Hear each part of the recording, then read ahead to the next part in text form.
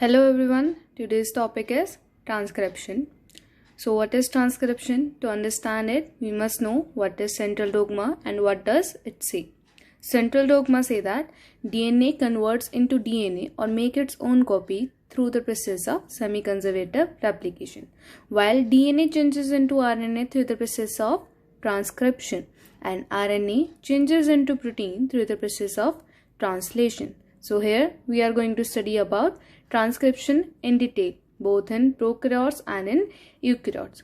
To understand transcription in an easy and systematic way, let's move to transcription unit.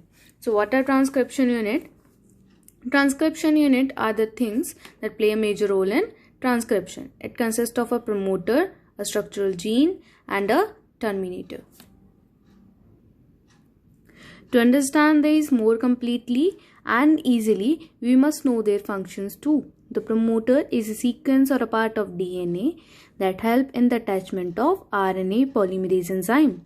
What is the function of this enzyme?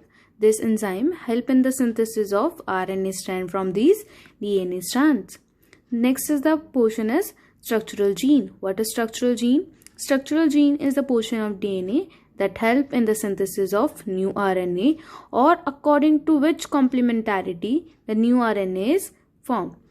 Third but not the least is terminator. It is the point of the sequence on the DNA where the whole process ends.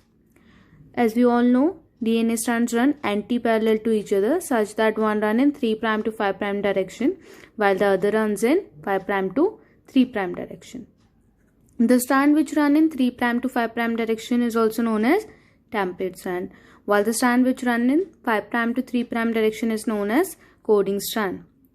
So, in this process, the template strand is the strand according to which complementarity the new RNA is formed. Whereas the name as suggesting the coding strand, it does not code for anything. Okay.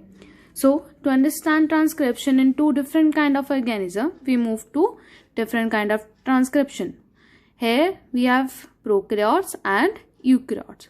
Prokaryotes are the organism which are unicellular in nature and does not have well-defined nucleus, while eukaryotes are the organism which have well-defined nucleus and are multicellular in nature.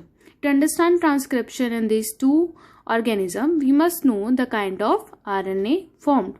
Here in prokaryotes, the RNA formed is polycistronic in nature, while in eukaryote it is monocistronic in nature.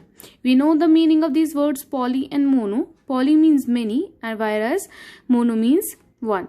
Now to understand the meaning of the word cistron, we must move to this side. So what does cistron say? A segment of DNA coding for a polypeptide is known as cistron. So DNA get converted into RNA through the process of transcription. RNA get converted into protein through the process of translation. Here protein is made up of various amino acids and this small chain of amino acid is known as polypeptide. Fine. So here we move back again. Polycistronic. Poly means many. Cistron means that it consists of many segments that code for a polypeptide. Why it is polycistronic in prokaryote? Because these are unicellular organisms having less complex body, less time to survive and many functions to perform altogether. Therefore, they does not have time to make RNA again and again by the process of transcription. Therefore, they have to make an RNA that consists of all the kind of peptide or the polypeptide needed for the functioning of the cell. Whereas in eukaryote, there is division of labor due to complexity of the body.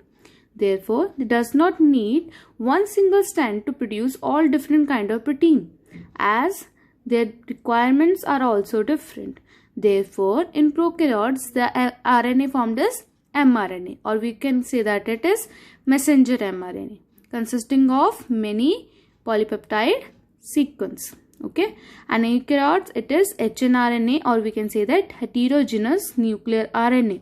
It means it is called heterogeneous nuclear RNA because it consists of two portions, exon and intron. Exon are the white portion shown in the diagram. They are also known as the coding sequences, whereas intron are the colored ones and these are also known as non-coding sequences. So, to understand transcription and the basic process, the major steps are initiation, elongation, and termination. As their name suggests, initiation is the process when the process actually starts or begins. Elongation is the process when the process is ongoing, and termination is the point where the process ends. Okay, so to understand them more clearly, we move to the diagrammatic view in prokaryotes. Especially, we are studying it side by side. Firstly, we will move to prokaryotes. In prokaryotes, the process of initiation, it consists of different units, that is DNA helix, it consisting of promoter and the termination portion, RNA polymerase, sigma factor.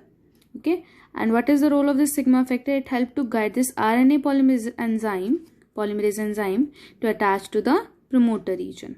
Okay, here once attached to the promoter region, the sigma factor separates and the RNA polymerase keep on moving inside. And this process of moving of RNA polymerase inside and forming the complementary RNA strand is known as elongation. As you can see, sigma factor is separated. When RNA polymerase reaches the terminating point or termination region, it is known as termination. Okay, so here the RNA polymerase comes out of the DNA helix and RNA also separate. Here another factors come, that is known as Rho factor.